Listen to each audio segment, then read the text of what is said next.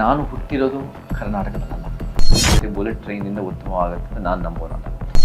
ಉತ್ತಮ ಕರ್ನಾಟಕ ಆಗತ್ತೆ ಅಂತ ನಾನು ಭಾವಿಸೋನಲ್ಲ. ಸ್ವಲ್ಪ ಬಣ್ಣದ ಮಾತಾಡಿಕೊಂಡು ಹೆಂಗೆ ಅವ್ರ ಬೇಳೆ ಬೇಯಿಸ್ಕೋಬೋದು, ಎಲ್ಲ ಅನ್ಯಾಯ ವಿರುದ್ಧ ನಿಂತು. ವೀಕ್ಷಕರೇ ನಮಸ್ಕಾರ.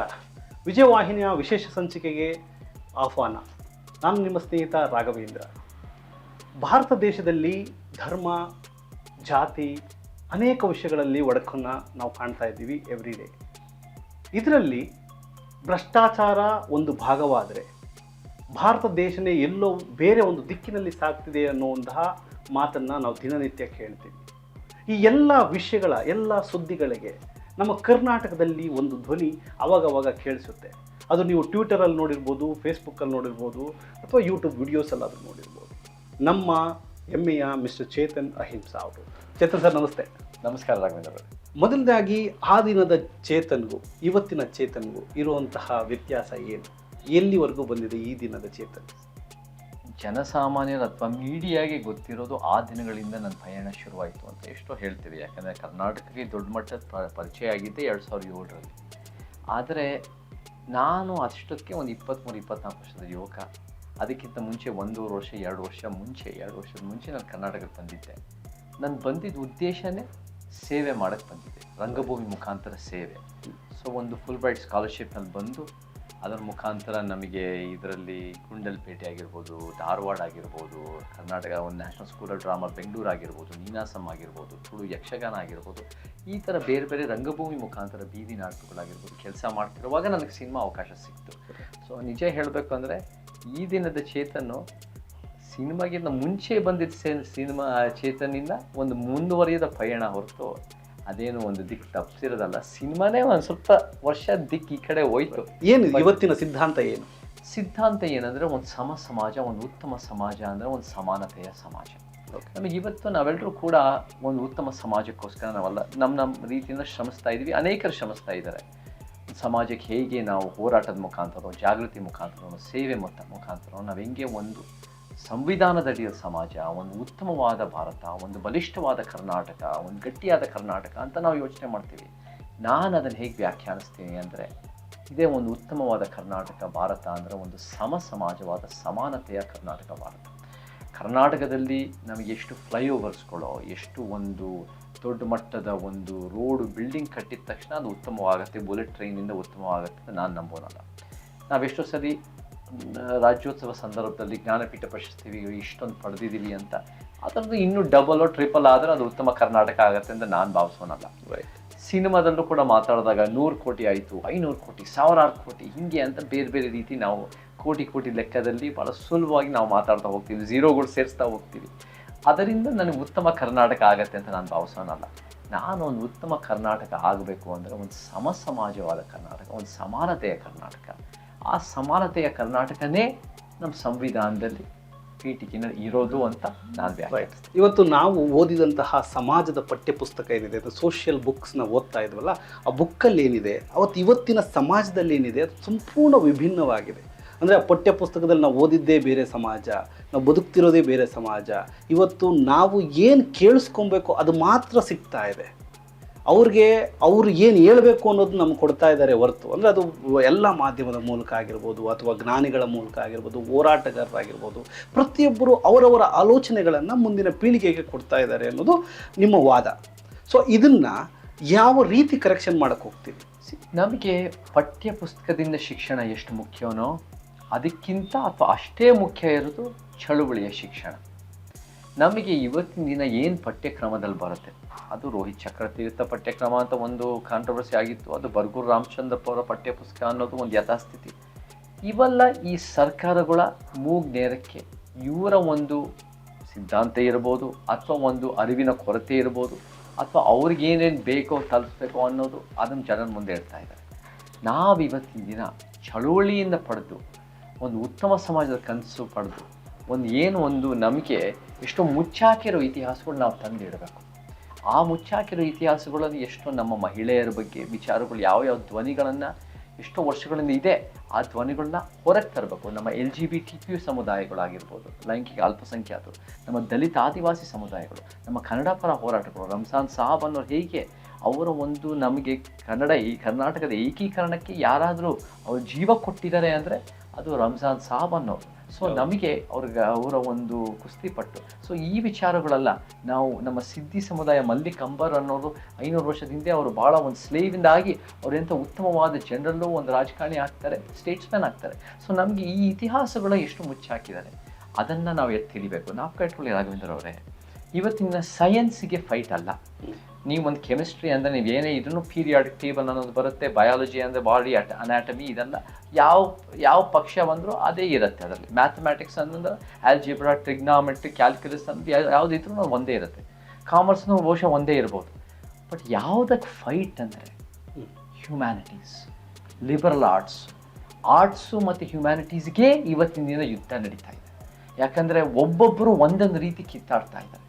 ನಮ್ಮದು ಜನರ ಇತಿಹಾಸ, ಮುಚ್ಚಾಕಿದ ಇತಿಹಾಸ, ಸತ್ಯ ಇತಿಹಾಸಗಳ ಪರವಾಗಿ ನಾವು ಜನರ ಮುಂದೆ ಇಡಬೇಕು. ಅದು ನನ್ನ ಪ್ರಕಾರ ಒಂದು ಪ್ರತಿರೋಧದ ಇತಿಹಾಸ. ಅದು ಯಾವಾಗಿಂದ ಅಸಮಾನತೆ ಇದೆಯೋ ಆವಾಗಿಂದ ಪ್ರತಿರೋಧ ಇದೆ. ಆ ಪ್ರತಿರೋಧ ನಾವು ಜನರ ಮುಂದೆ ಇಟ್ಟು ನಮ್ಮ ಮಕ್ಕಳಿಗೆ, ನಮ್ಮ ಯುವ ಪೀಳಿಗೆಗೆ ಒಂದು ಅರಿವು ಮೂಡಿಸೋದು ನಮ್ಮ ಕೆಲಸ ಆಗಬೇಕು. ಬ್ಯೂಟಿಫುಲ್. ಇದು ತಮ್ಮ ಪದನಾಮ ಏನು ಸರ್? ತಮ್ಮನ್ನು ಏನಂತ ಕರೆಯೋದು? ಒಬ್ಬ ನಾಯಕ, ಆ್ಯಕ್ಟರು ಅಥವಾ ದಲಿತ ನಾಯಕ? ನಾನೊಬ್ಬ ಕನಸುಗಾರ ಅಂತ ಹೇಳೋದು ಸುಳ್ಳಿಲ್ಲ. ಆ ಕನಸುಗಳು ತಕ್ಕಂತೆ ಕೆಲಸ ಮಾಡ್ತಿರೋ ವ್ಯಕ್ತಿ. ಸೊ ನಾನು ಕೂಡ ಸಿನಿಮಾದಲ್ಲೂ ಅಭಿನಯಿಸ್ತೀನಿ. ನಾನೊಂದು ಹೋರಾಟ ಮಾಡೋಕ್ಕೂ ನಾನು ಭಾಳ ಇಷ್ಟಪಡ್ತೀನಿ. ಸೇವೆ ಮಾಡೋದು ನಮ್ಮ ತಂದೆ ತಾಯಿಯಿಂದ ನೋಡಿ ಕಲಿತು ಅದನ್ನ ಹೆಂಗೆ ವಾಪಸ್ ಕೊಡ್ಬೋದು ಅನ್ನೋದು ನನ್ನ ಅಳಿಲ್ ಸೇವೆನೂ ಮಾಡ್ತಾ ಇದ್ದೀವಿ. ನಾನು ಒಂದು ಸಮಾಜ ಬಯಸೋ ವ್ಯಕ್ತಿ ಅಂತ ಹೇಳಿದ್ರೆ ಅಷ್ಟಕ್ಕೆ ಸಾಕು. ಒಂದು ಸೋಷಿಯಲ್ ರೆಸ್ಪಾನ್ಸಿಬಿಲಿಟಿ ಬಗ್ಗೆ, ಅಂದರೆ ನೀವೇನು ವಾಪಸ್ ಕೊಡೋದ್ರ ಬಗ್ಗೆ ಹೇಳ್ತಾ ಇದ್ದೀರಿ, ಸಾಮಾಜಿಕ ಜವಾಬ್ದಾರಿ ಬಗ್ಗೆ, ಇದು ಯಾವ ರೀತಿ ಮಾಡಬೇಕು? ಜನಗಳಿಗೆ ಒಂದು ಮಾತು ಹೇಳೋದಾದರೆ ಅಥವಾ ಯಂಗ್ಸ್ಟರ್ಸ್ಗೆ ಒಂದು ಮಾತು ಹೇಳೋದಾದರೆ ಯಾವ ರೀತಿ ನೀವು ಸೋಷಿಯಲ್ ರೆಸ್ಪಾನ್ಸಿಬಿಲಿಟಿ ಅಂದರೆ ಏನು? ಸೋಷಿಯಲ್ ರೆಸ್ಪಾನ್ಸಿಬಿಲಿಟಿನ ಕಾರ್ಯರೂಪಕ್ಕೆ ತರಬೇಕು ಅಂದರೆ 3 ಮುಖ್ಯವಾದ ವಿಚಾರಗಳು ಬರುತ್ತೆ ನನ್ನ ವ್ಯಾಖ್ಯಾನದ ಪ್ರಕಾರ. ಒಂದು ಜನಜಾಗೃತಿ ಮತ್ತು ವಿಚಾರಗಳು, 2ನೇದು ಹೋರಾಟ, 3ನೇದು ಸೇವೆ. ಜನಜಾಗೃತಿ ಅಂದಾಗ ನಾವು ಐಡಿಯಾಸು, ವಿಚಾರಗಳನ್ನು, ಚರ್ಚೆಗಳು, ನಾವು ಬೇರೆ ಬೇರೆ ಕೇಡರ್ ಕ್ಯಾಂಪ್ಗಳು ಮಾಡ್ತೀವಿ, ಸಭೆಗಳಲ್ಲಿ ಕಾರ್ಯಕ್ರಮಗಳು ಮಾಡ್ತೀವಿ, ನಾವು ಬೇರೆ ನಮ್ಮ 4 ಗೋಡೆ ಮಧ್ಯೆ ಚರ್ಚೆಗಳು ಮಾಡ್ತೀವಿ, ಸಂವಾದಗಳು ಮಾಡ್ತೀವಿ. ಈ ರೀತಿಗಳು ಮಾಡಿದಾಗ ಐಡಿಯಾಸನ್ನು ನಾವು ಬೇರೆ ಜನರ ಮುಂದೆ ಇಟ್ಟು ಯಾವುದು ಒಂದು ಒಳ್ಳೆ ಸಮಾಜದ ದಾರಿನಲ್ಲಿ ಯಾವುದು ಹೋಗಬೇಕು, ಯಾವ್ದು ಮಾಡಬೇಕು, ಯಾವ್ದು ಮಾಡಬಾರ್ದು, ಯಾವುದು ಇವತ್ತಿನ ವ್ಯವಸ್ಥೆ ಮಾಡ್ತಿದೆ ಅದರ ಚರ್ಚೆ, ಅದು ಒಂದು ವಿಚಾರಗಳು. 2ನೇದು ಹೋರಾಟ ಅನ್ನೋದು ಭಾಳ ಮುಖ್ಯ ಆಗುತ್ತೆ. ನಾವೆಲ್ಲ ಚಳುವಳಿಯಿಂದ ಬಂದಿರೋರು 14 ವರ್ಷಗಳಿಂದ ರೈತ ಕಾರ್ಮಿಕ, ದಲಿತ ಬಹುಜನ, ಒಂದು ಮಹಿಳಾ ಸಂಘಟನೆಗಳ ಜೊತೆ ಹೋರಾಟಗಳು ಮಾಡೋದು, ಪ್ರಾದೇಶಿಕ, ಪರಿಸರದ ಬಗ್ಗೆ, ಭ್ರಷ್ಟಾಚಾರ ವಿರುದ್ಧ ಎಲ್ಲ ಚಳುವಳಿಗಳ ಜೊತೆ ಸೇರ್ಕೊಂಡು ಕೆಲಸ ಮಾಡ್ತಾ ಇದ್ದೀವಿ. ಈ ಹೋರಾಟ ಅಂದಾಗ ರಾಜಕೀಯ ಒಂದು ವ್ಯವಸ್ಥೆ ಮೇಲೆ ಒತ್ತಡ ಹಾಕೋದು, ಈ ಕಾನೂನು ಬೇಕು ಅಥವಾ ಈ ಕಾನೂನು ಬೇಡ ಅಥವಾ ಈ ಥರ ನಮಗೆ ನ್ಯಾಯ ಬೇಕು ಅಂತ ಬೇಡಿಕೆ ಇಟ್ಕೊಂಡು ನಾವು ಹೋರಾಟ ಮಾಡೋದು, ಅದು ಒಂದು ಪ್ರೆಷರ್ ಫೋರ್ಸು.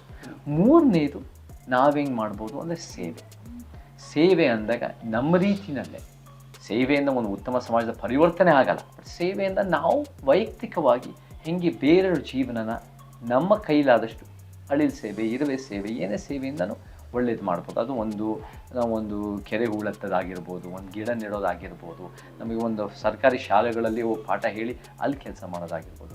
ಕಾಂಚೀರಾಮ್ ಅವರು ಇದನ್ನು ಹೇಳ್ತಾರೆ, ಏನು ಹೇಳ್ತಾರೆ ಕಾಂಚೀರಾಮ್ ಅಂದರೆ 3 T's ಅಂತ ಹೇಳ್ತಾರೆ. Time, talent, treasure. ನಿಮ್ಗೆ ಏನಿದೆಯೋ ಅದನ್ನು ವಾಪಸ್ ಸಮಾಜಕ್ಕೆ ಕೊಡಿ. ಟೈಮ್ ಇದ್ದರೆ ಟೈಮ್ ಕೊಡಿ, ಟ್ಯಾಲೆಂಟ್ ಇದ್ದರೆ ಬೇರೆ ರಂಗಭೂಮಿ ಕಲೆ ಆಗಿಯೂ ಸಹ ಒಂದು ಪಾಠ ಹೇಳೋದಾಗಿರ್ಬೋದು. ಒಂದು ಕಂಪ್ಯೂಟರ್, ಇವಾಗ ನಮ್ಮ ಹುಡುಗರೆಲ್ಲ ಭಾಳ ಒಳ್ಳೆ ಎಡಿಟಿಂಗು, ಬೇರೆ ರೀಲ್ಸ್ ಎಲ್ಲ ಮಾಡೋ ಒಂದು ಟ್ಯಾಲೆಂಟ್ ಇದೆ, ಅದನ್ನು ಉತ್ತಮವಾಗಿ ಮಾಡ್ಬೋದಲ್ಲ ಸಮಾಜಮುಖಿ. ಮತ್ತು ಟ್ರೆಷರಿ, ನೀವು ಭಾಳ ದುಡ್ಡು ಮಾಡ್ಕೊಂಡಿದ್ದೀರ ಅದು ವಾಪಸ್ ಕೊಡಿ. ಸೊ ನಮಗೆ ಟೈಮ್, ಟ್ಯಾಲೆಂಟ್, ಟ್ರೆಷರಿ ಯಾವ ರೀತಿ ಇದೆಯೋ ಅದನ್ನು ವಾಪಸ್ ಕೊಡೋದು. ಮತ್ತು ಈ 3 ಜನಜಾಗೃತಿ, ಹೋರಾಟ, ಸಮಾಜ ಸೇವೆ. ಮತ್ತು ಬಾಬಾ ಸಾಹೇಬ್ರು ಹೇಳ್ತಾರೆ ಅಜಿಟೇಟ್, ಎಜುಕೇಟ್ ಆ್ಯಂಡ್ ಆರ್ಗನೈಸ್ ಅಂತಾರೆ. ಸೊ ಇವೆಲ್ಲ ಈ 3 ಶಿಕ್ಷಣ, ಹೋರಾಟ, ಸಂಘಟನೆ. ಹೌದು, ರೈಟ್. ಸರ್, ಇವಾಗ ನಿಮ್ಮನ್ನು RSS ವಿರೋಧಿ ಅಂತ ಕರೀತಾರೆ. ಸೊ ಇದನ್ನು ನೀವು ಒಪ್ತೀರಾ? ನೋಡಿ, ನಾನು RSS ಒಂದನ್ನೇ ನಮ್ಮ ಸಮಾಜದ ಸಮಸ್ಯೆ ಅಂತ ನಾನು ನೋಡಲ್ಲ. ನಾನು ಬಲಪಂಥಿ, ಮಧ್ಯಪಂಥಿ ಮತ್ತು ಎಡಪಂಥಿಯ ಪೊಲಿಟಿಕಲ್ ಚೌಕಟ್ಟು ವಿರುದ್ಧ ನಮ್ಮದೇ ಆದ ಒಂದು ಅಂಬೇಡ್ಕರ್, ಪೆರಿಯಾರ್, ಕಾಂಚೀರಾಮನ ಸತ್ಯಪಂಥಿ ಅಂತ ನಾನು ವ್ಯಾಖ್ಯಾನಿಸ್ತೀನಿ. ಬಲಪಂಥಿಯವರು RSS, ಹಿಂದುತ್ವ, ಅದು 100 ವರ್ಷದ ಭಾಳ ಶ್ರಮ ಪಟ್ಟಿದ್ದಾರೆ. ಭಾಳ ಸಮಾಜಕ್ಕೆ ಅವ್ರಿಗೆ ಭಾಳ ವಾಪಸ್ ಕೊಡಬೇಕು, ದೇಶ ಪ್ರೇಮ ಅನ್ನೋದು ಇದೆ. ಬಟ್ ಆ ದೇಶ ಪ್ರೇಮದ ಸಿದ್ಧಾಂತ ನಾನು ಒಪ್ಪಲ್ಲ. ಸೊ ಅದು ಒಂದು ಬಲಪಂಥಿ. ಎಡಪಂಥಿಯವ್ರಿಗೂ ಅವ್ರಿಗೂ ಒಂದು ಕಾಳಜಿ ಇದೆ. ಅವರು ಕೂಡ ಶ್ರೀಮಂತರು ಬಡವರು ಆಗ್ತಿರೋ ಅನ್ಯಾಯನ ಒಂದು ಬಂಡವಾಳಶಾಹಿ ವ್ಯವಸ್ಥೆ ಪ್ರಶ್ನೆ ಮಾಡ್ತಾರೆ. ಬಟ್ ಅವರು ಸಮಾಜನ ಸಾಕಷ್ಟು ಅರ್ಥೈಸ್ಕೊಳ್ಬೇಕು. ಅದಕ್ಕೆ ಔಷಧಿ ಕೊಡೋಕ್ಕಾಗಲ್ಲ ಅಂತ ನನ್ನ ವಾದ. ಬರೀ ಬಡವ ಶ್ರೀಮಂತರು ಮಾತ್ರ ಇಲ್ಲ, ಇಲ್ಲಿ ಜಾತಿ ಇದೆ, ಭಾಷೆ ಇದೆ, ಪುರುಷ ಪ್ರಧಾನ ವ್ಯವಸ್ಥೆ ಇದೆ, ಸಾಂಸ್ಕೃತಿಕ ವೈವಿಧ್ಯತೆ ಮತ್ತು ಅದ್ರ ತಾರತಮ್ಯಗಳಿದೆ, ಆಧ್ಯಾತ್ಮಿಕವಾದ ಸಮಸ್ಯೆಗಳು ಸಹ ಇದೆ, ತಾರತಮ್ಯಗಳಿದೆ. ಸೊ ಇದೆಲ್ಲ ನಡುವೆ ಅವ್ರು ಅರ್ಥ ಮಾಡ್ಕೊಂಡ್ರೆ ಲೆಫ್ಟು ರೈಟು ಹಿಂಗಾಗುತ್ತೆ. ಮಧ್ಯಪಂಥಿ ಅಂದಾಗ ಅವರು ಒಂದು ಯಥಾಸ್ಥಿತಿ ಕಾಪಾಡೋದು, ಅಧಿಕಾರಕ್ಕೆ ಬರೋದು, ಸ್ವಲ್ಪ ಬಣ್ಣದ ಮಾತಾಡಿಕೊಂಡು ಹೆಂಗೆ ಅವ್ರ ಬೇಳೆ ಬೇಯಿಸ್ಕೋಬೋದು, ಅದು ಮಧ್ಯಪಂಥಿಗಳು, ಅದು ಒಂದು ಯಥಾಸ್ಥಿತಿನೂ ಇದೆ. ನಮಗೆ ಬಲಪಂಥಿ, ಮಧ್ಯಪಂಥಿ, ಎಡಪಂಥಿ ಮೂರನ್ನು ವಿರೋಧ ಮಾಡೋ ಒಂದು ಅಂಬೇಡ್ಕರ್, ಪೆರಿಯಾರ್, ಕಾಂಚೀರಾಮನ ಸತ್ಯಪಂಥಿ ಅಥವಾ ಬಾಬಾ ಸಾಹೇಬರು ಒಂದು ಭಾರತೀಯ ಪಂಥಿ ಅಂತ ಕರೀತಾರೆ. ಸೊ ನಮಗೆ ಸಿಸ್ಟಮು ನಮ್ಮ ಶತ್ರು ಹೊರತು ಒಂದೇ ಪಕ್ಷ ಅಲ್ಲ. ಸರ್, ಈಗ ನಾವು ಬೇರೆ ಯಾವುದೇ ವಿಡಿಯೋ ಮಾಡಿದ್ರೆ ವೈರಲ್ ಆಗುತ್ತೆ, ಓಡುತ್ತೆ. ಆದರೆ ಇಂತಹ ಡಿಸ್ಕಷನ್ನ ಕೇಳೋ ಜನಗಳು ಕಮ್ಮಿ. ಯಾಕೆ ಅಂತಂದರೆ ಈ ಥರ ವಿಚಾರಗಳನ್ನು ನೀವೇನು ಮಾತಾಡಿದ್ರಿ, ಈ ವಿಚಾರವನ್ನು ತುಂಬ ಸಿಂಪ್ಲಿಫೈ ಮಾಡಿ ಹೇಳೋದಾದರೆ, ಅಂದರೆ ಪರ್ಟಿಕ್ಯುಲರ್ಲಿ ನಿಮ್ಮ ಕ್ರಮ ಏನು, ಇದು ಅನೇಕ ವಿಷಯಗಳಿದ್ದಾವೆ. ಈಗ ನೀವೇ ಹೇಳ್ದಂಗೆ ಎಡಪಂಥೀಯ, ಬಲಪಂಥಿಗಳು, ಅವರ ವಿಚಾರಗಳು, ಈ ಎಲ್ಲ ವಿಚಾರಗಳಲ್ಲಿ ಮಕ್ಕಳಿಗೇನು ಹೋಗಬೇಕು ಅಥವಾ ಇವತ್ತಿನ ಜನ್ರೇಷನ್ಗೆ ಏನು ಹೋಗಬೇಕು, ಅವಿದ್ಯಾವಂತರುಗಳಿಗೆ ಏನು ಹೋಗಬೇಕು, ಇದು ಕನ್ಫ್ಯೂಷನ್ ಇದೆ. ಜನಗಳಿಗೆ ಹೇಳಿದ್ರೂ ಅರ್ಥ ಆಗೋದಿಲ್ಲದೆ ಇರೋದು ಅಥವಾ ಇಂತಹ ಕಾರ್ಯಕ್ರಮಗಳು ನೋಡಿದ್ರೂ ಅರ್ಥ ಆಗದೆ ಇರೋಂಥ ಇಂಥವ್ರಿಗೆ ಏನು ಹೇಳೋಕ್ಕೆ ಬಯಸ್ತೀರಿ? ಜನರಿಗೆ ಅರ್ಥ ಆಗಲ್ಲ ಅಂತ ನಾನು ಭಾವಿಸೋನು ಅಲ್ಲ ರಾಘವೇಂದ್ರ ಅವರೇ. 100 ವರ್ಷದ ಹಿಂದೆ ಬಾಬಾ ಸಾಹೇಬ್ರ ಕಾಲದಲ್ಲಿ, ಅಂಬೇಡ್ಕರ್ ಅವ್ರ ಕಾಲದಲ್ಲಿ 5-7% ಸಾಕ್ಷರತೆ ಇತ್ತು. ಅವತ್ತು ಸಾಮಾಜಿಕ ಐತಿಹಾಸಿಕ ಕಾರಣಗಳಿಂದ 100 ಜನ ದಲಿತರ ಮಕ್ಕಳಿಗೆ ಸಿಗದೇ ಇರೋ ಶಿಕ್ಷಣ, ಬಾಬಾ ಸಾಹೇಬ್ರು ಒಬ್ಬರು ಅವ್ರ ತಂದೆ ತಾಯಿ ಆರ್ಮಿನಲ್ಲಿ ಇರೋದನ್ನ ಶಿಕ್ಷಣ ಪಟ್ಟು ಅವರು ಭಾಳ ಆಳವಾಗಿ 106 ವರ್ಷ ಮುಂದೆ ಇದ್ದು ಅವರು 22 ಸಂಪುಟಗಳು ಇಂಗ್ಲೀಷ್ನಲ್ಲಿ ಬರೆದು ಅವ್ರ ವಿಚಾರ ಇದ್ರೂ ಕೂಡ ಅವತ್ತಿನ ದಿನ 5-7% ಸಾಕ್ಷರತೆ ಇರೋ ಸಮಾಜ ಅವ್ರ ವಿಚಾರನ ಅರ್ಥೈಸ್ಕೊಂಡಿದ್ರು ಅವತ್ತಿನ ದಿನ 100 ವರ್ಷದ ಹಿಂದೆ.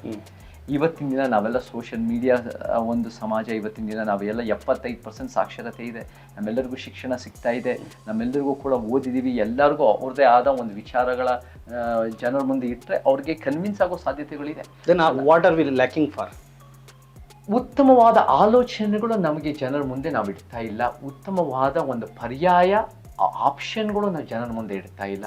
ಉತ್ತಮವಾಗಿ ಕೆಲಸ ಮಾಡ್ತಾ ಇಲ್ಲ. ನನ್ನ ಪ್ರಕಾರ ರಾಘವೇಂದ್ರ ಅವರೇ, ಸೋಷಿಯಲ್ ಮೀಡಿಯಾ ಬಂದಿರೋದು ಒಂದು 40 ವರ್ಷ, 30 ವರ್ಷ, 40 ವರ್ಷ ಇರ್ಬೋದು. ಸೋಷಿಯಲ್ ಮೀಡಿಯಾ, ಇಂಟರ್ನೆಟ್ ಇದಲ್ಲ. ಸಿನಿಮಾಗಳು ಬಂದಿರೋದು ಇವಾಗ 90 ವರ್ಷ, 100 ವರ್ಷ ಆಗ್ತಾ ಬಂತು. ಆದರೆ ಜನರ ಮುಂದೆ ನಿಂತು ಅವ್ರಿಗೆ ಅನ್ಯಾಯ ಆಗಿದೆ, ನಾವು ಉತ್ತಮ ಸಮಾಜದ ಕನಸು ಇದು ಅಂತ ಹೇಳಿರೋದು 1000 ವರ್ಷದಿಂದ ನಡೆದಿದೆ. ನಾವು ಜನರ ಹತ್ರ ಹೋಗಬೇಕು. ನಾವು ಕಷ್ಟಪಟ್ಟು ಕೆಲಸ ಮಾಡಿ we must reach the people. ಜನ ಬಂದು ಕೇಳಿಸ್ಕೊಂಡಾಗ, ನಿಮ್ಮನ್ನು ನೋಡಿದಾಗ, ನಿಮ್ಮ ಹಾವಭಾವ, ನೀವು ಅವ್ರ ಜೊತೆ ಹೆಂಗೆ ವರ್ತಿಸ್ತೀರಾ ಮತ್ತು ಏನು ವಿಚಾರ ಮಾತಾಡ್ತೀರಾ, ಅವ್ರಿಗೂ ಪ್ರಶ್ನೆಗಳಿರುತ್ತೆ.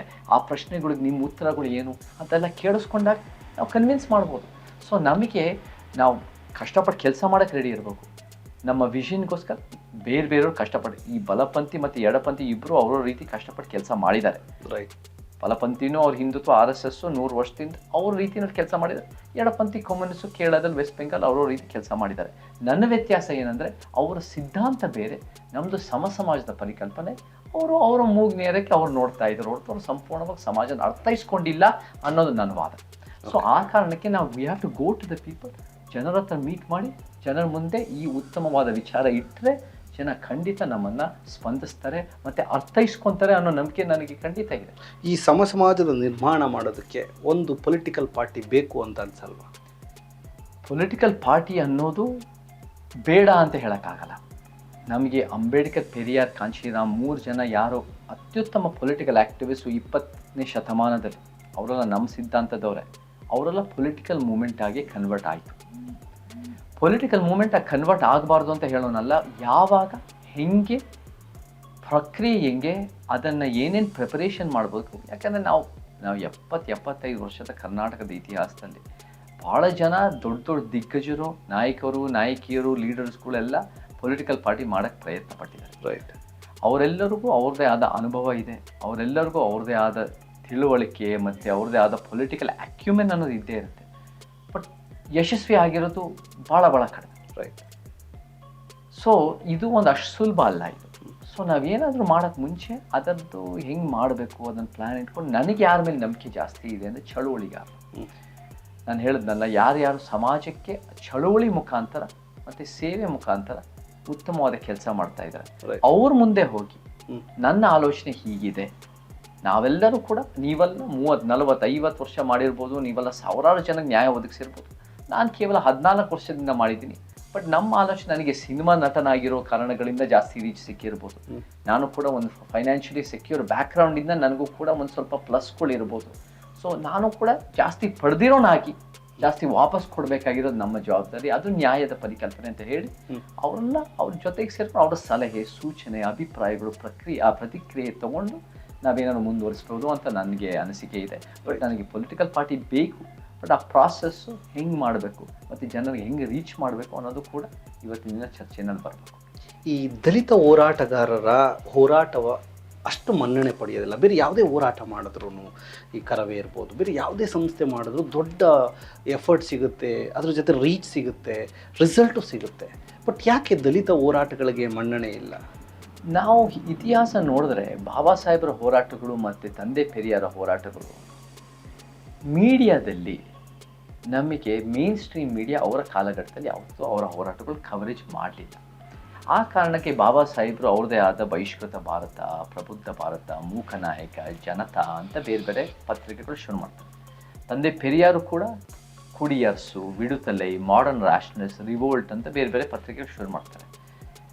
ನನಗೆ ಎಲ್ಲೋ ಒಂದು ಕಡೆ ಯಾರ್ಯಾರು ಒಂದು ಈ ಮೀಡಿಯಾದಲ್ಲಿ ಭಾಳ ಮುಖ್ಯ ವಾಹಿನಿಯಲ್ಲಿ ಇರ್ತಾರಲ್ಲ, ಅವ್ರಿಗೆ ದಲಿತರ ವಿಚಾರಗಳು ಮತ್ತು ಹೇಗೆ ಈ ಅನ್ಯಾಯದ ವ್ಯವಸ್ಥೆ ಹೆಚ್ಚಾಗಿ ದಲಿತರ ಮೇಲೆ ಹೇರಿದೆ ಅನ್ನೋದನ್ನು, ಮತ್ತು ದಲಿತರು ಬಲಿಪಶುರು ಆಗಿದ್ದಾರೆ ಅನ್ನೋದ್ರ ಬಗ್ಗೆ ಜಾಸ್ತಿ ಅರಿವಿಲ್ಲದೆ ಇರ್ಬೋದು, ಅಥವಾ ಅದ್ರ ಬಗ್ಗೆ ಜಾಸ್ತಿ ಕಾಳಜಿ ಇಲ್ಲದೆ ಇರ್ಬೋದು, ಅಥವಾ ಜಾಸ್ತಿ ಅದ್ರ ಬಗ್ಗೆ ಇಂಟ್ರೆಸ್ಟ್ ತೋರಿಸ್ದೇ ಇರ್ಬೋದು.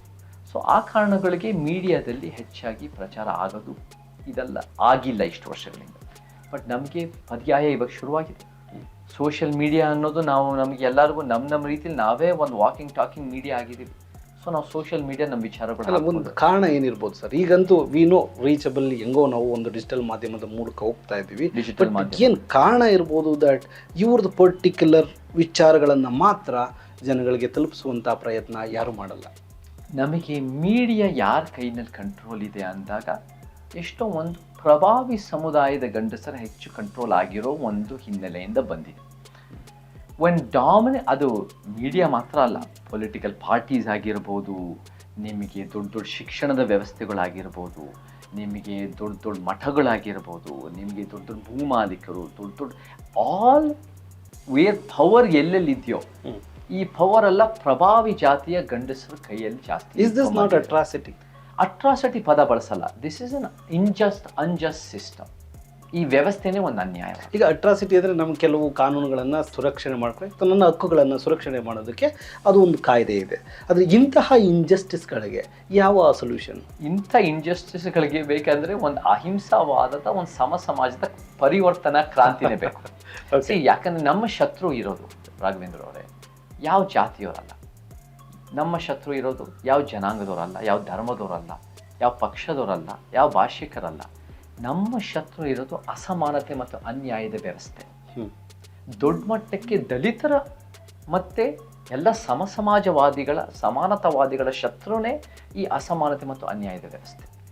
ಇವತ್ತು ನಮಗೆ ಯಾರು ಹೆಚ್ಚಾಗಿ ಸಾಮಾಜಿಕವಾಗಿ ಅಟ್ರಾಸಿಟಿ ಮತ್ತು ಶೋಷಣೆ ಒಳಗಾಗ್ತಾರೆ ಅಂದರೆ ಹೆಚ್ಚಾಗಿ ದಲಿತರು, ಆದಿವಾಸಿಗಳು, ಒಂದು ಶೋಷಿತ ಸಮುದಾಯ. ಇವತ್ತು ಯಾರು ಓವರ್ ರೆಪ್ರೆಸೆಂಟೆಡ್ ಇನ್ ಪಾವರ್ಟಿ ಮತ್ತು ಇನ್ BPL ಅಂದಾಗ ಅದು ಹೆಚ್ಚಾಗಿ ದಲಿತರು, ಆದಿವಾಸಿಗಳು ಮತ್ತು ಅಲೆಮಾರಿಗಳು, ಇಂಥ ಸಮುದಾಯಗಳು. ಯಾರು ಓವರ್ ರೆಪ್ರೆಸೆಂಟೆಡ್ ಇನ್ ಜೇಲ್ಸ್ ಅಂದಾಗ ಈ ಸಮುದಾಯ. ಯಾರು ಅಂಡರ್ ರೆಪ್ರೆಸೆಂಟೆಡ್ ಇನ್ ಜಡ್ಜಸ್ ಆಗಿರ್ಬೋದು ಅಥವಾ ಬೇರೆ ಬೇರೆ ಕ್ಷೇತ್ರದಲ್ಲಿ ಇದು ಅನೇಕ ದಲಿತರು, ಆದಿವಾಸಿಗಳು. ಕ್ರಿಕೆಟ್ ಟೀಮ್ನಲ್ಲಿ ಆಗಿರ್ಬೋದು. ಯಾರು ಇವತ್ತಿನ ದೇವದಾಸಿ ಪದ್ಧತಿ ಅನುಭವಿಸಿರೋದು ಅನ್ನೋದು ಕೂಡ ಅದು ದಲಿತರು, ಆದಿವಾಸಿಗಳು ಮತ್ತು ಅಸ್ಪೃಶ್ಯ ಮಹಿಳೆಯರು. ಸೊ ಸಿಸ್ಟಮ್ ನಮಗೆ ಭಾಳ ಅನ್ಯಾಯ ಮಾಡಿದೆ. ಓಕೆ, ಈ ಸಮಾಜದ ಬಗ್ಗೆ ನಿಮಗಿರುವಂತಹ ಬಹುದೊಡ್ಡ ಚಿಂತೆ ಏನು? ನಾಟ್ ಚಿಂತನೆ, ಇಟ್ ಇಸ್ ಜಸ್ಟ್ ಚಿಂತೆ. ನನಗೆ ಚಿಂತೆ ಅನ್ನೋಕ್ಕಿಂತ ನಮಗೆ ಈ ಸಮಾಜನ ನಮಗೆ ಭಾಳ ಪೊಟೆನ್ಷಿಯಲ್ ಇದೆ. ಭಾಳ ಗಟ್ಟಿಯಾದ ಕರ್ನಾಟಕ, ಬಲಿಷ್ಠವಾದ ಕರ್ನಾಟಕ ಕಟ್ಟೋದು ಭಾಳ ಸಾಧ್ಯತೆಗಳಿದೆ. ಆ ಬಲಿಷ್ಠವಾದ ಕರ್ನಾಟಕನೇ ನಮ್ಮ ಸಂವಿಧಾನದಲ್ಲಿ ವ್ಯಾಖ್ಯಾನಿಸುತ್ತೆ. ನಾವು ಇವತ್ತಿನ ದಿನ ಅದನ್ನು ಹೇಗೆ ಕಟ್ಟಬೇಕು ಅನ್ನೋದು ಜನರ ಮುಂದೆ ಇಟ್ಟರೆ ನನಗೆ ಕಾನ್ಫಿಡೆನ್ಸ್ ಇದೆ, ಜನ ಅದನ್ನು ಸ್ಪಂದಿಸ್ತಾರೆ. ಬಟ್ ಹೇಗೆ ಕಟ್ಟಬೇಕು ಅಂದಾಗ ನಾವು ಕೇವಲ ಒಂದು ಸಮುದಾಯನ ಶತ್ರು ಮಾಡೋದು ಅಥವಾ ಒಂದು ಪಕ್ಷನ ಶತ್ರು ಮಾಡೋದು ಅಥವಾ ಒಂದು ಜನಾಂಗದ ಶತ್ರು ಮಾಡೋದು ಅಲ್ಲ. ನಾವು ಮುಖ್ಯವಾಗಿ ನಮ್ಮ ಶತ್ರು ಇರೋದೇ ಈ ಅಸಮಾನತೆ, ಅನ್ಯಾಯದ ವ್ಯವಸ್ಥೆ. ಅದನ್ನು ಜಾತಿಯ ಅಸಮಾನತೆ, ಲಿಂಗದ ಅಸಮಾನತೆ, ಆರ್ಥಿಕ ಅಸಮಾನತೆ, ಉದ್ಯೋಗದ ಅಸಮಾನತೆ, ಸಾಂಸ್ಕೃತಿಕ ಅಸಮಾನತೆ, ಭಾಷೆಯ ಅಸಮಾನತೆ, ಶಿಕ್ಷಣ, ಆರೋಗ್ಯದ ಅಸಮಾನತೆ ಒಂದಕ್ಕೊಂದು ಪೋಣಿಸ್ಕೊಂಡ್ಬಿಟ್ಟಿದೆ ರಾಘವೇಂದ್ರ ಅವರೇ. ಒಂದಕ್ಕೊಂದು ಒಂದು ತಾಳೆ ಗರಿ ಥರ ಒಂದಕ್ಕೊಂದು ಬಿದ್ದು ಹೆಣ್ಕೊಂಡ್ಬಿಟ್ಟಿದೆ. ಇದನ್ನು ಹೆಂಗೆ ಒಂದು ಸಮಾಜ ಕಟ್ಟೋದು? ಎಲ್ಲ ಅನ್ಯಾಯ ವಿರುದ್ಧ ನಿಂತ್ಕೊಳ್ಳೋದು. ಸೊ ಅದನ್ನು ಪಾಸಿಬಲ್ ಆಗುತ್ತೆ ಸರ್. ಅದು ಪ್ರತಿರೋಧ ಪಾಲಿಟಿಕ್ಸ್ ಅಂತ ನಾನೇನು ವ್ಯಾಖ್ಯಾನಿಸ್ತೀನಿ, ಅದನ್ನೇನು ಬಾಬಾ ಸಾಹೇಬರು, ತಂದೆ ಪೆರಿಯಾರ್, ಕಾಂಶಿರಾಮ್ ಅವರ ಒಂದು ರೀತಿಯ ಚೌಕಟ್ಟಿನಲ್ಲಿ ಪ್ರಾದೇಶಿಕವಾಗಿ Baba Saheb independent labour party ಅಂತ ಕಟ್ಟಿ ಅವರು 17 ಸೀಟ್ನಲ್ಲಿ 15 ಗೆಲ್ತಾರೆ. ತಂದೆ ಪೆರಿಯಾರು ಒಂದು ದ್ರಾವಿಡ ಪರಿಕಲ್ಪನೆ ಅಡಿಯಲ್ಲಿ ಇವತ್ತಿಗೂ DMK AIDMK ದ್ರಾವಿಡ ಪರಿಕಲ್ಪನೆ ತಮಿಳುನಾಡಿನಲ್ಲಿದೆ. ಯಾವೊಂದು BJP ಕಾಂಗ್ರೆಸ್ ಇಲ್ಲ. ನಿಮಗೆ ಅದೇ BJP ಕಾಂಗ್ರೆಸ್ ಇದ್ದಾಗಲೂ ಕೂಡ ಬಹುಜನ ಒಂದು ಪರಿಕಲ್ಪನೆ ಅಡಿಯಲ್ಲಿ UPನಲ್ಲಿ BSP ಅಂತ ಕಾಂಶಿರಾಮ್ ಅವ್ರು ಕಟ್ತಾರೆ. ಇದೆಲ್ಲ ಮೂರನ್ನು ಅರ್ಥ ಮಾಡ್ಕೊಂಡು ನಾವು ಒಂದು ಕರ್ನಾಟಕಕ್ಕೆ ಒಂದು ಸಮಾನತೆಯ ಸಿದ್ಧಾಂತ ತಂದರೆ ಪ್ರಾದೇಶಿಕವಾಗಿ ಕರ್ನಾಟಕಕ್ಕೆ ಸಮಾನತೆ ಸಮಾಜದ ಅಡಿಯಲ್ಲಿ ಭಾಳ ಉತ್ತಮಗೊಳಿಸ್ಬೋದು, ಬಲಿಷ್ಠಗೊಳಿಸ್ಬೋದು, ಒಂದು ಗಟ್ಟಿ ಆಗ್ಬೋದು. ಮತ್ತು ನಾವು ಕರ್ನಾಟಕ ದೇಶಕ್ಕೆ ಮಾದರಿ ಅಷ್ಟೇ ಅಲ್ಲದೆ ಪ್ರಪಂಚಕ್ಕೆ ಒಂದು ಮಾದರಿ ಆಗ್ಬೋದು. ಬಟ್ ನಮಗೆ ಇದನ್ನು ಪ್ರತಿರೋಧ ಅಂದರೆ ಪವರ್ ಸ್ಟ್ರಕ್ಚರ್ ಇರುತ್ತಲ್ಲ, ತಳಮಟ್ಟದಿಂದ ಏರ್ಸೋದು, ಮೇಲಿಂದ ಇಳಿಸೋದು ಒಂದು ಸಮಾಜ. ಸರ್, ನಿಮ್ಮ ರಾಷ್ಟ್ರೀಯತೆಯನ್ನು ಕ್ವಶನ್ ಮಾಡಿದಂತಹ ಅನೇಕರಿಗೆ ಅಥವಾ ಟೀಕೆ ಮಾಡಿದಂಥ ಅನೇಕರಿಗೆ ನೀವು ಏನು ಹೇಳಿ ಬಯಸ್ತೀರಿ? ಖಂಡಿತ ನಮಗೆ ಇವತ್ತಿನ ದಿನ ನಾನು ಹುಟ್ಟಿರೋದು ಕರ್ನಾಟಕದಲ್ಲ, ನಾನು ಹುಟ್ಟಿರೋದು ಭಾರತದಲ್ಲ. ನಾನು ಬೈ ಚಾನ್ಸ್ ಆಗಿ ನನ್ನ ಆಯ್ಕೆ ಅಲ್ಲದೆ, ಇವಾಗ ನಾವು ನಮ್ಮ ಜಾತಿಗಳಿಗೆ, ಲಿಂಗಗಳಿಗೆ, ಊರುಗಳಿಗೆ ನಾವು ಯಾರು ಅಪ್ಲಿಕೇಶನ್ ಓನರ್ಸ್, ನಾವು ಅದು ಬೈ ಚಾನ್ಸ್ ಆಗಿ ನಾನು ಹುಟ್ಟಿರೋದು ಅಮೇರಿಕಾದಲ್ಲಿ. ಆದರೆ ಬೈ ಚಾಯ್ಸ್ ಆಗಿ ಆಯ್ಕೆಯಿಂದ ನಾನು ಒಬ್ಬ ಸಮಾಜವಾದಿ, ಒಬ್ಬ ಸಮಾನತಾವಾದಿ, ಕರ್ನಾಟಕದವನಾಗಿ ನನ್ನ ಕರ್ನಾಟಕಕ್ಕೆ ವಾಪಸ್ ಬಂದು ನನ್ನ ಸೇವೆ, ನನ್ನ ಕೊಡುಗೆ ಕೊಡಬೇಕು. ಮತ್ತು ಒಂದು ನಾನು ಪಡೆದಿರೋ ಜಾಸ್ತಿ, ನಾನು ಪಡೆದಿರೋ ಕಡಿಮೆಯವ್ರಿಗೆ ಒಂದು ಉತ್ತಮ ಸಮಾಜ ನನ್ನ ಕೈಲಾದಷ್ಟು. ಅಲ್ಲ, ಪ್ರತಿ ಸಲ ನೀವೇನೇ ಒಳ್ಳೇದು ಮಾಡಿದ್ರು ಸುತ್ತಿ ಬಳಸ್ಕೊಂಡು ವಾಪಸ್ಸು ಜನರು ಅಲ್ಲೇ ಬಂದು ನಿಂತ್ಕೊತಾರೆ. ಸೊ ಅಂಥವ್ರಿಗೆ ನೀವೇನನ್ನ ಹೇಳೋ ಬಯಸ್ತೀರಾ? ನಾನು ನೋಡಿ, ನನಗೆ ಒಂದು ಕರ್ನಾಟಕ ಮತ್ತು ಭಾರತದ ಪೌರತ್ವ ತೋಳೋ ಎಲ್ಲ ಆಸೆ ಆಕಾಂಕ್ಷೆಗಳಿದೆ. ಅದನ್ನು ಕೂಡ ನಾನು ಪ್ಲ್ಯಾನಿಂಗ್ನಲ್ಲಿದ್ದೀನಿ. ಅದು ಇವತ್ತಿಗೆ ಇನ್ನು ಕೆಲವು ತಿಂಗಳುಗಳಲ್ಲಿ ಅದು ಕೂಡ ಕಾರ್ಯರೂಪಕ್ಕೆ ಬರೋಕ್ಕೆ ಎಲ್ಲ ನಾನು ಆಯೋಜನೆ ಮಾಡ್ತಾ ಇದ್ದೀನಿ. ಮುಖ್ಯವಾಗಿ ನಾನು ಯಾಕೆ ಇದನ್ನು ಸ್ವಲ್ಪ ತಡ ಆಗಿದೆ ಅಂದರೆ, ನಮ್ಮ ತಂದೆ ತಾಯಿಯವರು ಅಮೇರಿಕಾದಲ್ಲಿರ್ತಾರೆ. ನಾನು ಇವತ್ತಿನ ದಿನ ಒಳ್ಳೆ ಹೋರಾಟಗಾರನೋ ಅಥವಾ ಯಾರಾದರೂ ನನಗೆ ಪಾತ್ರ ಕೊಟ್ಟರೆ ಒಳ್ಳೆ ಸಿನಿಮಾ ನಟ ಆಗೋದಷ್ಟೇ ಅಲ್ಲದೆ ನಾನು ಒಳ್ಳೆ ಮಗನೂ ಆಗೋದು ಮುಖ್ಯ. ರೈಟ್. ನಮ್ಮ ತಂದೆ ತಾಯಿ ಹೆಚ್ಚಾಗಿ ಅಮೇರಿಕಾದಲ್ಲಿರೋದ್ರಿಂದ ಅವರು ಕೂಡ ನೀನು ಸ್ವಲ್ಪ ದಿನ ತಾಳು, ನಾನು ಬರ್ತೀವಿ, ಕರ್ನಾಟಕಕ್ಕೆ ಬರ್ತೀವಿ, ಅಲ್ಲೇ ಜಾಸ್ತಿ ದಿನ ಇರ್ತೀವಿ, ಆವಾಗ ನೀನು ತೊಗೋಬೋದು, ಇಲ್ಲಾಂದರೆ ನಾವು ಇಲ್ಲೇ ಇದ್ದಾಗ ನೀನು ಬರೋಕ್ಕಾಗಲ್ಲ ಅಂತ ಒಂದು ಕಾರಣಕ್ಕೆ ಕೊಟ್ಟಿದ್ದು. ನಾನು ಕೂಡ ಒಬ್ಬ ಒಳ್ಳೆ ಮಗ ಆಗಿ ನಾನು ಅದನ್ನು ನನಗೆ ಇಷ್ಟ ಇಲ್ಲದೇ ಇದ್ರೂ ನಾನು ಸ್ವಲ್ಪ ವೆಯ್ಟ್ ಮಾಡಬೇಕಾಗಿತ್ತು. ಪರ್ಫೆಕ್ಟ್. ಬಟ್ ನಾನು ಇನ್ನು ಸ್ವಲ್ಪ ದಿನಕ್ಕೆ ನಾನು ಅದನ್ನು ಆದಷ್ಟು ಬೇಗ ನಾನು ಅಮೇರಿಕನ್ ಸಿಟಿಸನ್ಶಿಪ್ಪನ್ನು ಖಂಡಿತ ಬಿಟ್ಟು ಕರ್ನಾಟಕದ ಹೆಂಗೆ ತೊಗೋಬೋದು, ಇಂಡಿಯಾದ ಹೆಂಗೆ ತೊಗೋಬೋದು ಅಂತ ಪ್ಲ್ಯಾನ್ ಮಾಡ್ತೀನಿ. ಅವ್ರು ನನಗೆ ಒಪ್ತಾರೋ ಬಿಡ್ತಾರೋ, ನನಗೆ ಕೊಡ್ತಾರೋ ಬಿಡ್ತಾರೋ ಅದು ನನಗೆ ಗೊತ್ತಿಲ್ಲ. ನಮ್ಮ ಸರ್ಕಾರ ಹೋಪ್ಫುಲಿ ಅವ್ರು ಕೊಡ್ತಾರೆ. ಬಟ್ ನಾನು 10 ವರ್ಷದಿಂದ ನಾನು ಅಮೇರಿಕಾಗೂ ಹೋಗಿಲ್ಲ. ನಾನು ಹೋಗೋ ಏನು ಆಲೋಚನೆ ಇಲ್ಲ. ಬಟ್ ನನಗೆ ಇದನ್ನು ಈ ಪ್ರಕ್ರಿಯೆನಲ್ಲಿದೆ.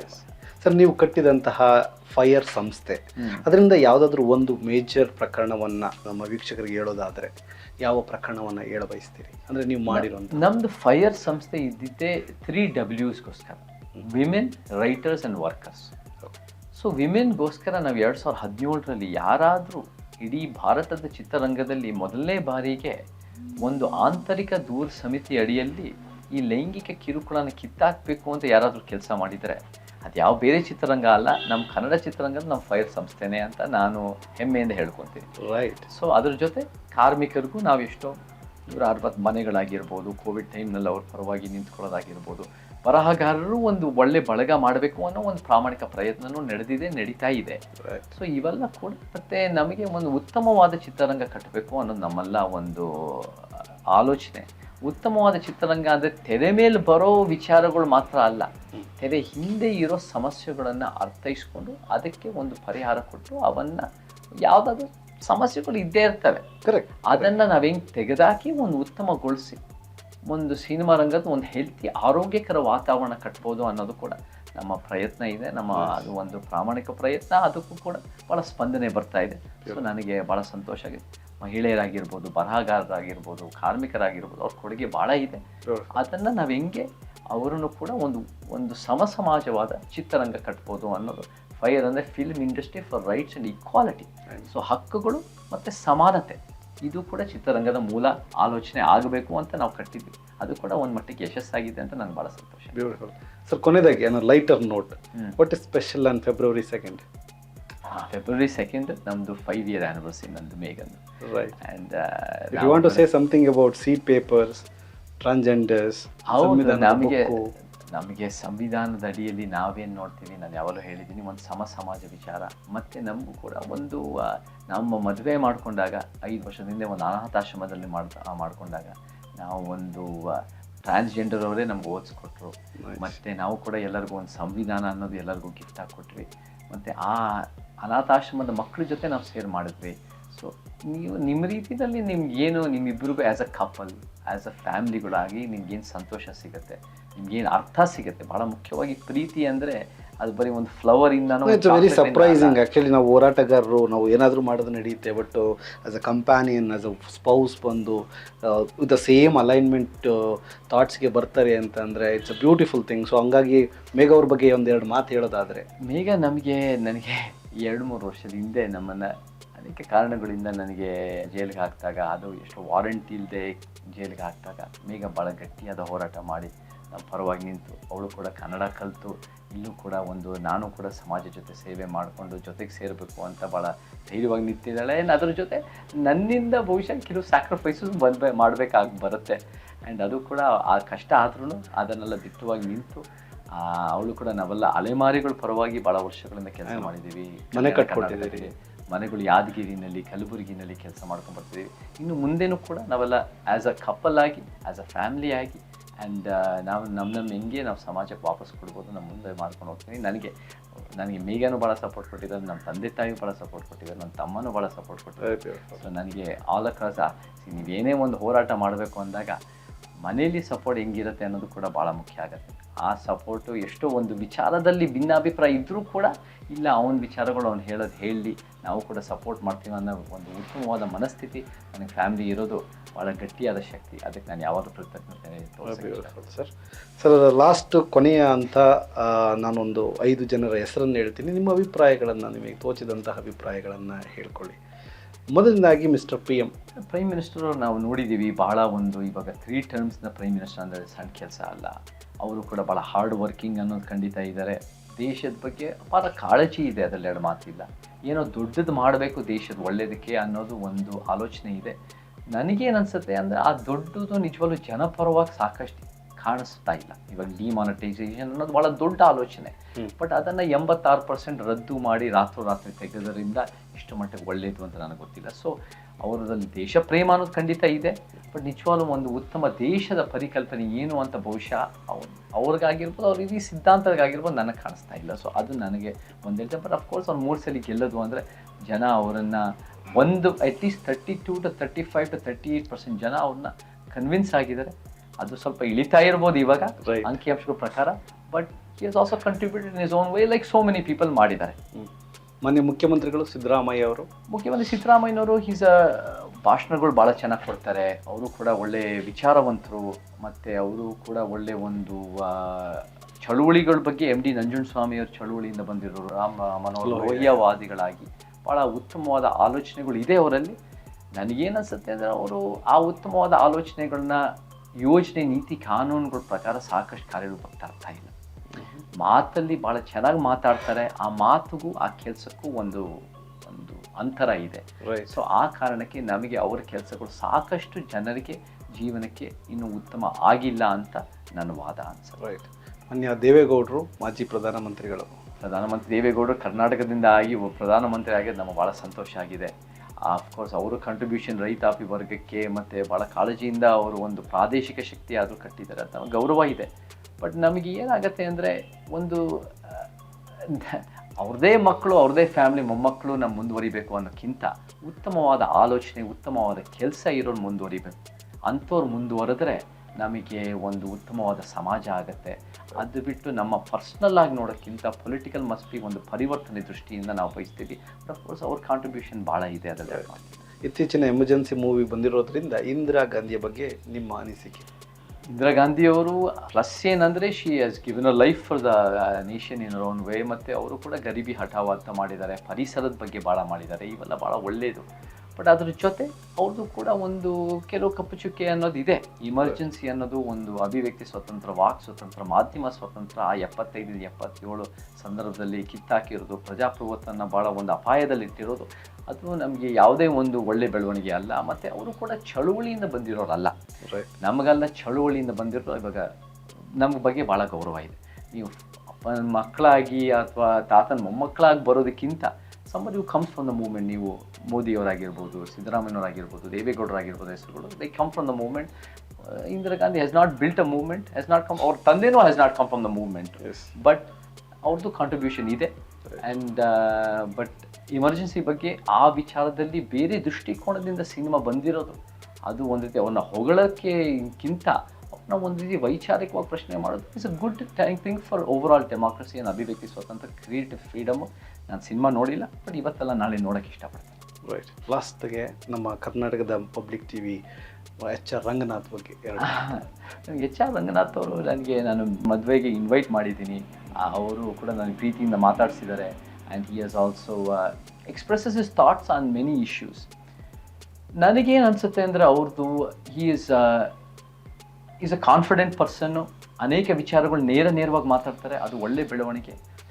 ಆದರೆ ಕೆಲವು ವಿಚಾರಗಳನ್ನು ಅವರು ಅವರ ಕಾನ್ಫಿಡೆನ್ಸ್ಗಿಂತ ಅದನ್ನು ಒಂದು ಸ್ವಲ್ಪ ಅವರ ಕಾನ್ಫಿಡೆನ್ಸಿಂದ ಅವರು ತಪ್ಪಿದ್ರೂ ಕೂಡ ಸರಿ ಅನ್ನೋ ಸಮರ್ಥಿಸ್ಕೊಳ್ಳೋ ಸಾಧ್ಯತೆಗಳು ಇರುತ್ತೆ. ಸೊ ನನಗೆ I respect him for being outspoken person. I respect him for being ಯಾವುದೇ ಪವರ್ ಸ್ಟ್ರಕ್ಚರ್ಗೆ ಪ್ರಶ್ನೆ ಮಾಡೋದು ಒಳ್ಳೆಯದೇ. ಬಟ್ ನಾವೆಲ್ಲರೂ ಪ್ರತಿಯೊಬ್ಬರಿಂದ ಕಲಿಯೋದು ಬೇಕಾದಷ್ಟು ಇರುತ್ತೆ. ಆಮೇಲೆ ನಾವು ಯಾರಿಗೂ ಎಲ್ಲ ಗೊತ್ತಿದೆ ಅಂತ ನಾವು ಹೇಳೋಕ್ಕಾಗಲ್ಲ. ಸೊ ನಾವು ಓಪನ್ ಮೈಂಡೆಡ್ ಆಗಿ ಇದ್ದಷ್ಟು it will be a better thing ಅಂತ ನನಗೆ ಅನಿಸಿಕೆ. Right sir, thank you so much. Thank you, ನಮಸ್ಕಾರ. ವೀಕ್ಷಕರೇ, ಇದು ನಿಮ್ಮ ಚೇತನ ಹಿಂಸಾ. ಇವತ್ತೇನು ಮಾತಾಡಿದ್ದೀವಿ ಇದು ರಿಯಾಲಿಟಿ. ಸಾಮಾಜಿಕವಾಗಿ ಸಾಮಾಜಿಕ ಭದ್ರತೆ ಅಥವಾ ಸಾಮಾಜಿಕ ಜವಾಬ್ದಾರಿ ಪ್ರತಿಯೊಬ್ಬ ಮನುಷ್ಯನಿಗೂ ಇರಬೇಕು. ಪ್ರಬುದ್ಧ ಸಮಾಜ, ಪ್ರಬುದ್ಧ ಮನಸ್ಸು, ಜನರ ಜೀವನ ಮಟ್ಟವನ್ನು ಸುಧಾರಿಸುವ ಒಂದು ಗುರಿಯೊಂದಿಗೆ ನಮ್ಮ ಒಂದು ವಿಜಯವಾಹಿನಿ ಸುದ್ದಿವಾಹಿನಿಯನ್ನು ಬಿಟ್ಟಿದ್ದೀವಿ. ಸೊ ಹಾಗಾಗಿ ದಯಮಾಡಿ ವೀಕ್ಷಿಸಿ, ಸಬ್ಸ್ಕ್ರೈಬ್ ಆಗಿ, ಇನ್ನೂ ಅನೇಕ ವಿಷಯಗಳೊಂದಿಗೆ ನಿಮ್ಮ ಮುಂದೆ ಬರ್ತೀನಿ. ಧನ್ಯವಾದ.